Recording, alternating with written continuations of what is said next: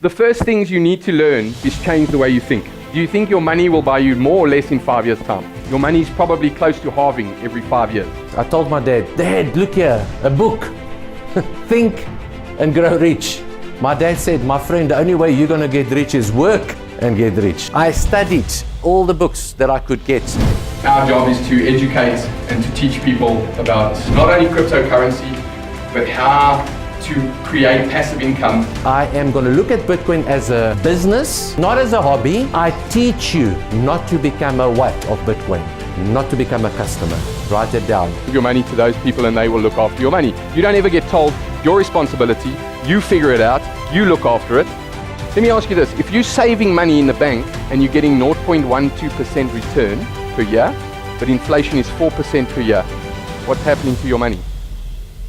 You're losing. You need to know how much of the money is moving, and you need to know where the money is moving to. If you can figure out those two things, you will become rich. You will work basically until your mental or physical capacity will not allow you to work anymore, and then you have to do something different. Newly generated Bitcoins cannot be paid to customers. It can only be paid to what? To the miners, so that you can start making what? Cash flow. Start making money. If you are looking for overnight success, this is the wrong room to be in. This is a for sure get rich system.